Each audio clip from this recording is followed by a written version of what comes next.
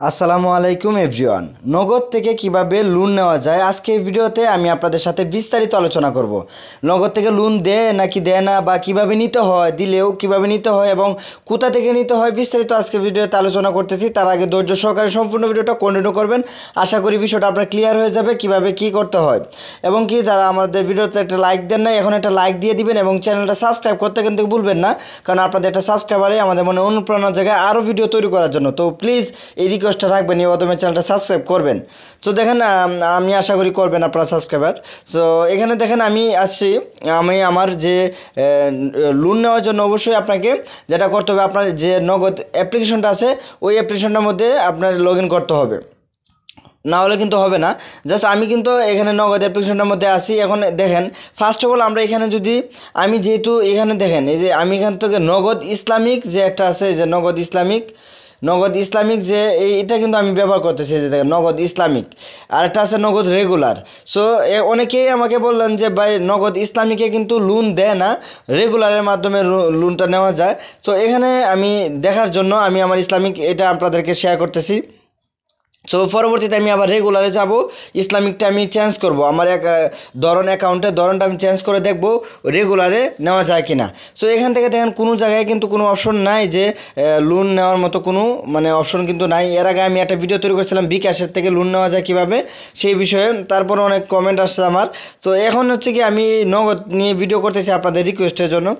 এখন হচ্ছে গিয়ে দেখেন আমার এই নগদের এখানে কোথাও কিন্তু লেখা নাই যে আমি লোন নিতে পারবো, অপশনটা কিন্তু কোথাও নাই।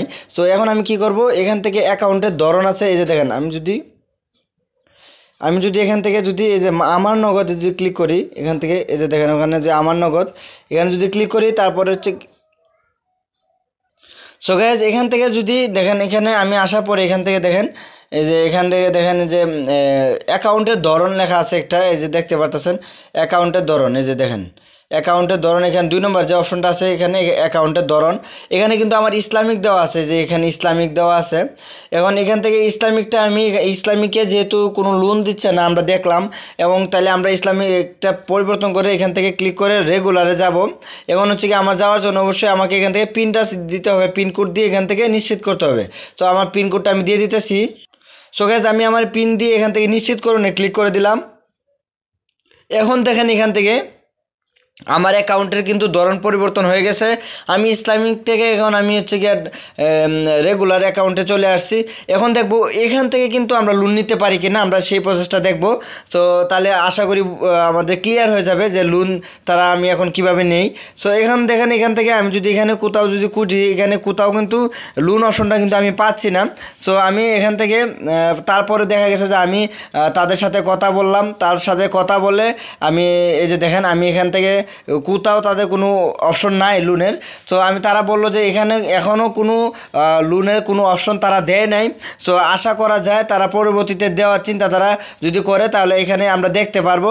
সো এখন আমরা বুঝতে পারলাম যে নগদ থেকে অফিসিয়ালি কোনো লোনের কোনো অপশন চালু নেই বিকাশের মতো, যেমন বিকাশের একটা ব্যাংকের মাধ্যমে কিন্তু লোনটা দেয়, কিন্তু নগদের মধ্যে এ ধরনের কোনো সিস্টেম এখনও তারা চালু করে নাই।